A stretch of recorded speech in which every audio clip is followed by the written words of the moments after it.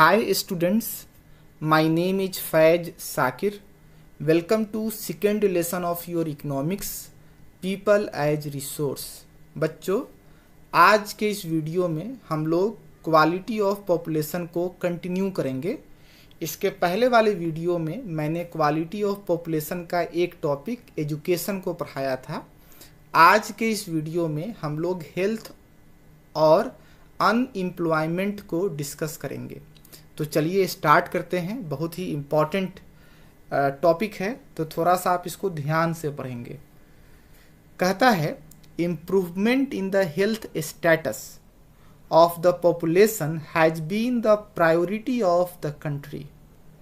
कहता है क्या कि हेल्थ स्टेटस में सुधार हो, मतलब कहने का मतलब ये है कि देश के अंदर में जितने भी लोग हैं सब किसी को बेहतर हेल्थ फैसिलिटीज प्रोवाइड की जा सके, जो है ये किसी भी देश की प्राथमिकता होती है। हर देश ये चाहता है कि लोगों को जो है वह बेहतर हेल्थ केयर फैसिलिटीज प्रोवाइड किया जा सके, मतलब अगर लोग बीमार हों तो उनका बेहतर तरीके से इलाज किया जा सके। ये हर देश चाहता है, ये उसके प्रायोरिटी लिस्ट के अंदर आता है। The national policy to aimed at improving the accessibility of health care. कहता है कि हमारी जो नेशनल पॉलिसी जो है उसका भी यही लक्ष्य है कि तमाम लोगों तक हेल्थ केयर फैसिलिटीज को प्रोवाइड किया जा सके, यानी जो लोग भी बीमार हैं उनको जो है बेहतर इलाज मुहैया कराया जा सके। Family welfare and nutritional services.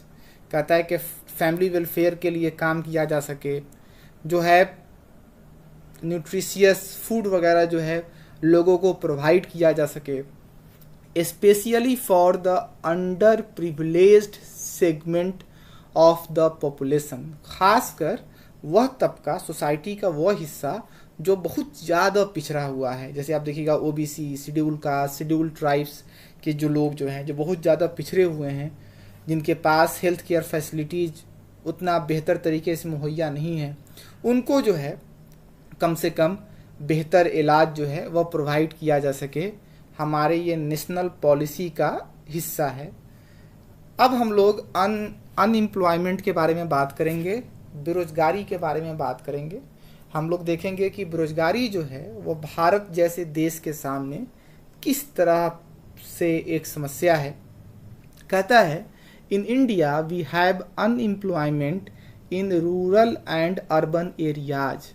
कहता है कि भारत में, हमारे देश में हम देखेंगे कि चाहे वह गांव का एरिया हो या शहर का एरिया हो, आप देखेंगे कि हर जगह बेरोजगारी जो है वह पाए जाते हैं। आपको बेरोजगार नौजवान जो है वह सड़क पर घूमते हुए मिल जाएंगे, चाहे वह गांव हो या शहर हो। Through the nature of unemployment differs in rural and urban areas. कहता है कि हालांकि दो यहाँ पर लिखा हुआ है, दो the nature of unemployment differs in rural and urban areas. कहता है कि हालांकि आप देखेंगे कि शहर और गांव में जो गरीबी का जो नेचर जो है, अनएम्प्लॉयमेंट का नेचर जो है वह बिल्कुल अलग है। शहर और गांव में देखिएगा कि बेरोजगारी जो है वह अलग अलग तरीके की पाई जाती है। In rural areas unemployment was seasonal and disguised. कहता है कि आप देखेंगे कि गांव के एरिया में जो बेरोजगारी जो होती है वह सीजनल होती है और डिस्गुइस्ड का मतलब होता है हिडन। सीजनल अनएम्प्लॉयमेंट का मतलब ये हुआ, जैसे आप देखिएगा कि किसान जो खेती करता है वह 6-7 महीना खेती करता है, बाकी आप देखेंगे कि 5-6 महीना जो है या 4-5 महीना उसको काम नहीं मिल पाता है, तो इसको सीजनल अनएम्प्लॉयमेंट कहेंगे। तो गांव में देखिएगा कि सीजनल अनएम्प्लॉयमेंट जो है वह ज़्यादा पाया जाता है। डिस्गुइस्ड मतलब हिडन अनएम्प्लॉयमेंट भी पाया जाता है। जैसे मान लीजिए कि जो है खेत का एक टुकड़ा है जिसमें एक आदमी ही काम करने के लिए काफ़ी है, लेकिन दूसरे लोगों के पास चूँकि रोज़गार नहीं है तो बहुत सारे लोग उसी खेत में काम कर रहे हैं, तो एक्चुअली वह देखेंगे कि हाथ बटा रहे होते हैं, तो इसको डिस्गुइस्ड अनएम्प्लॉयमेंट कहते हैं। यानी कहने का मतलब है कि आपको लगेगा कि वो आदमी काम कर रहा है लेकिन वो अपने पूरे पोटेंशियल का इस्तेमाल नहीं कर पाता है। कहता है कि in urban areas unemployment was educated unemployment, जबकि कहता है कि शहर में आप देखिएगा कि जो बेरोजगारी जो है वह एजुकेटेड अनएम्प्लॉयमेंट है, यानी कहने का मतलब बच्चे पढ़े लिखे हैं, नौजवान पढ़े लिखे हैं, लेकिन उनके पास जॉब नहीं है।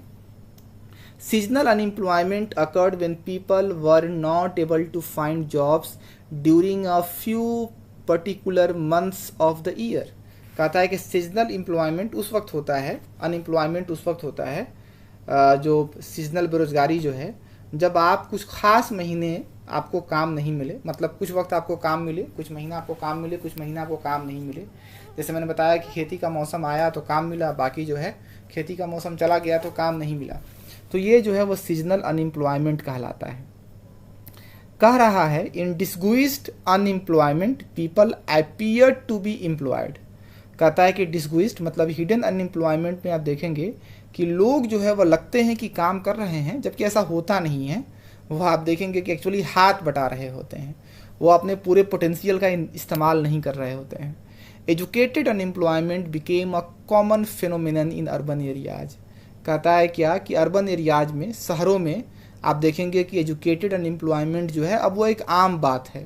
Unemployment leads to wastage of man power resource, tends to increase economic overload, has a detrimental impact on the overall growth of an economy. In India, statistically, the unemployment rate is low.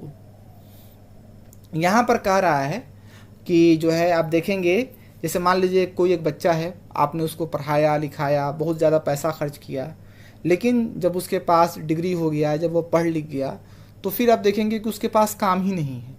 तो फिर आपने human capital का formation तो कर दिया, लेकिन वह इंसान जो है जिसको रिसोर्स होना चाहिए था, आप देखिए अब वो लाइबिलिटी बन गया। तो वह लाइबिलिटी क्यों बना? क्योंकि हमने जो है उसको रोजगार प्रोवाइड नहीं किया। तो एक तरह से ये आप कह सकते हैं कि मैन पावर रिसोर्स का वेस्टेज ही तो है। कहता है क्या स्टैटिस्टिकली, मतलब अगर आप डाटा देखेंगे तो पाएंगे कि बेरोजगारी दर जो है वह भारत में कम है, जबकि ऐसी बात है नहीं। बेरोजगारी जो है वह भारत की एक बहुत बड़ी समस्या है। तो आज के वीडियो में हमने हेल्थ और अनएम्प्लॉयमेंट को डिस्कस किया। उम्मीद है कि आपको यह समझ में आया होगा। अगले वीडियो में हम लोग इसी लेसन को कंटिन्यू करेंगे। तब तक आप अपना ख्याल रखें, खुश रहें, स्वस्थ रहें। वीडियो देखने के लिए बहुत बहुत शुक्रिया, बहुत बहुत धन्यवाद। That's all. Thank you.